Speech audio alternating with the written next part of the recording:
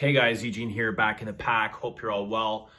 Going to be doing a top 5 Frederic Malle perfumes for spring, and this isn't going to be the best Frederic Malle's or the most complimented or any of that jazz.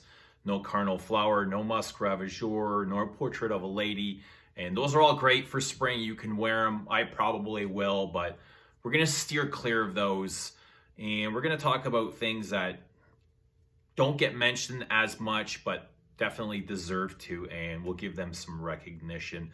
And I know this video is probably like a month overdue. I should have done this a month ago. We're well into spring, but it just came to me today, and I was like, all right, since we're having so much fun going back and forth like this, let's meet up a little bit more often. But the weather here in Toronto is really messed up, especially in spring. You can never predict what you're gonna get. So it's one day could be freezing cold and the next is completely opposite, and it's just absolutely gorgeous day. So I got something fitting for whatever type of spring day you're gonna get. And come spring, I'm usually looking for green, florals, something soft. I want to get away from those heavy orientals and ambers and incenses and leathers and things like that. So some softer things, I don't mind.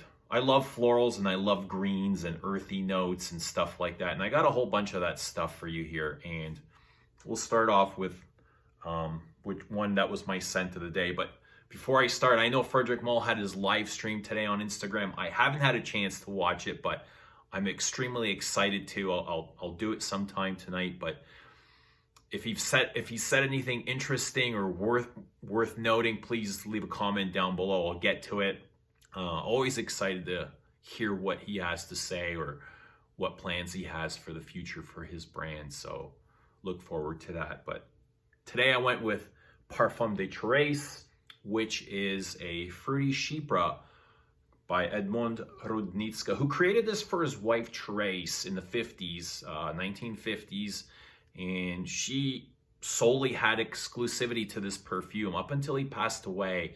And when Editions de Parfum launched, they negotiated and they published their perfume on her behalf. And I'm really super happy that they decided to share this with the world, because it would have been kind of a shame for this to have become like forgotten and not been shared with us. It just really, it's a gorgeous perfume. I think it's brilliant for spring. Maybe on a warmer spring day would be a little bit better. With a little bit of heat, it really glows on skin. But I get mostly on this is fruits, leathers, and mosses. And I remember the first time I ever smelled this, I had the exact same reaction to when I first smelled Jicky, and it was just like, what in the hell is this? And it was just this really strange aldehydic explosion contrasting with melons that made for really, really strange and bizarre but unique experience for me. And took me a little bit of a while to get used to it, but I eventually did. I think there's even some clove in here. Now, you know, I've always got clove on the mind, but I thought I picked up a little bit of clove, but then again, I think I pick up clove in everything. So it's got this really fresh melon note to it, and they list rose and jasmine in notes, but it's just way too abstract to pick those up. It's just blended really amazing, and I don't pick up much rose or jasmine, at least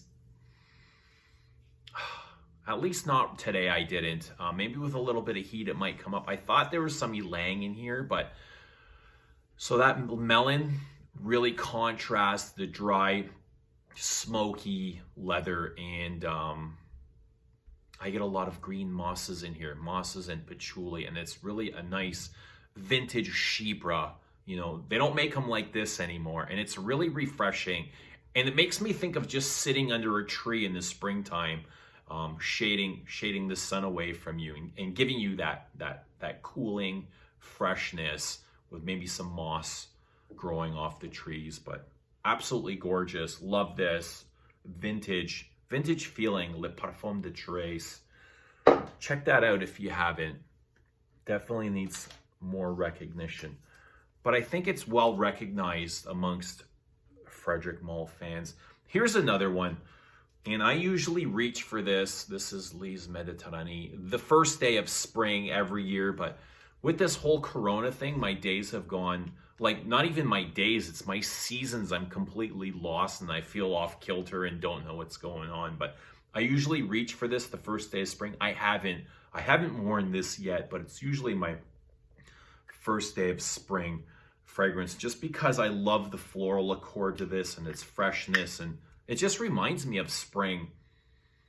So it's lilies, and it's supposed to evoke the image of walking down the Mediterranean and with a loved one, and you know, just sharing that moment and experiencing that I guess the mist of the sea coming off and hitting you with the fresh ozonic air. It is ozonic, but not in a cheap designer way. It's actually really well made, and just the scent of water lilies coming at you.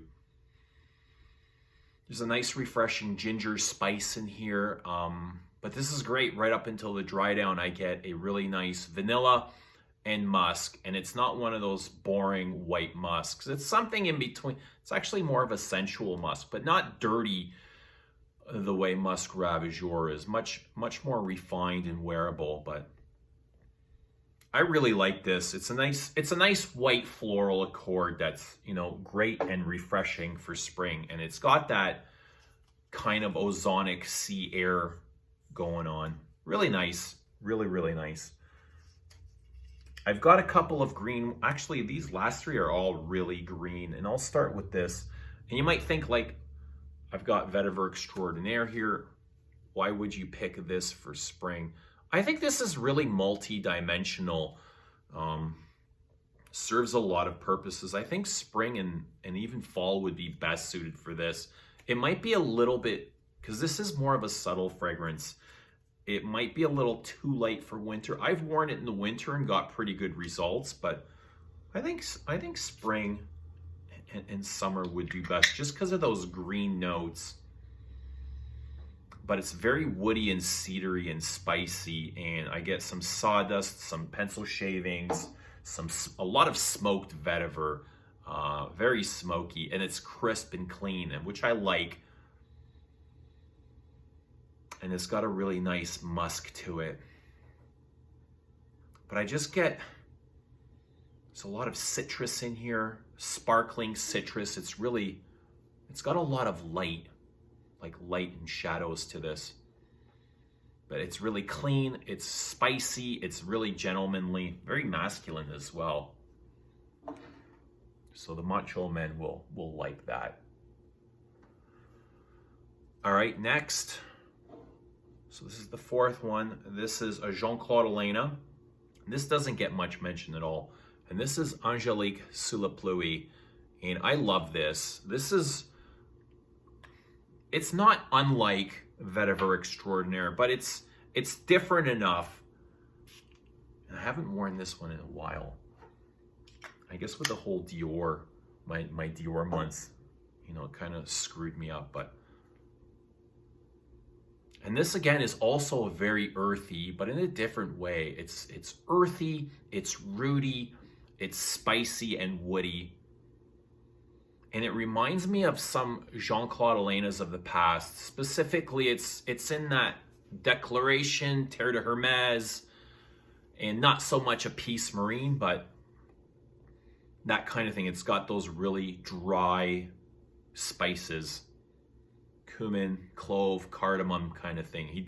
I think Elena does those 3 C's really well: clove, cumin, cardamom. And I kind of pick up all of those in here, mixed with earthy rootiness. It's almost like pulling the grass back and sticking your hand right into the dirt and just ripping out a root on a rainy day. And there's definitely some incense in here too. It's definitely Jean-Claude Elena's signature. Excellent, I think, for a rainy. This is the difference between this and Vetiver Extraordinaire, is I think Angelique Sous la Pluie would be more suiting for a rainy day, where Vetiver, it was more for a dry day. And lastly, this is number 5. This is one that I've talked about quite a bit on my channel in the last couple of weeks, and it shouldn't even come as a surprise. And this is a Geranium pour Monsieur. And I've just absolutely become smitten with this. And it's everything I've really been hoping Frederic Malle would release. And, you know, it just kind of hit me. It is a almost, I'm afraid to say it, a barbershop fougere. I get a lot of fougere qualities from this. And I got a lot of shaving foam, some creamy shaving foam. That's got to be coming from anise and sandalwood, but even though it says geranium, which I get, it's a very herbal green geranium, and it's just like fizzy. To me, the dominant note is mint, and it's really fresh and mentholated and cooling. And this is something that I definitely wear to work on a warmer spring day. Probably not on a colder day.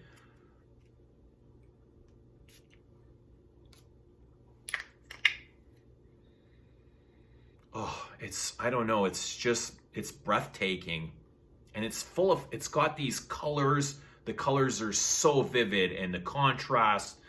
I think that's what Frederic Malle's known for best, is the colors and contrasts, textures, and you get all of that in here. Green, fizzy, crisp, clean, creamy, warm. It's got that mentholated thing going on, but then it's warmed up in the base by sandalwood with, again, a little bit of incense. And this is, you know, we've been talking on this channel about what you would like to see from Frederic Malle Barbershop Fougere. I think I saw a couple times, and this is it. This is a barbershop fougere. Maybe the mint might throw a couple of people off, but it's mint done really well. I really like this.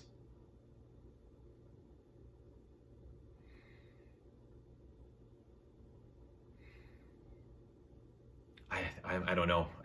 To me, it's absolutely gorgeous, but there you go. I didn't want to bring up, you know, the most popular ones, and if I were to do this list next year, it might look a little bit different because I've got a couple of new malls that I've picked up, but I'm not exactly familiar with them. So, and I don't want to tell you, you know, to go and try them when I'm not sure myself. But, you know, en passant is possible to make this list. Dante Bras could make it as well with that violet accord, and en passant's the lilac and cucumbers, which is really nice. But maybe next year, if I do a Frederic Malle top 5 for spring, they might make the list, but we'll see. I'll definitely be trying those as well. Anyway, these are all Eugenius approved. You know, I recommend all of these for spring. If you have something else in mind, let us know in the comments. Like reading your comments, always enjoy those. Or it doesn't even need to be a Frederic Malle. It could just be anything for any other brand, whatever you find fitting for spring. Green, floral, earthy, those types of things. Yeah, let us know what you think. Anyway, like this video if you liked the video, and we'll see you in the next one. Thanks for watching.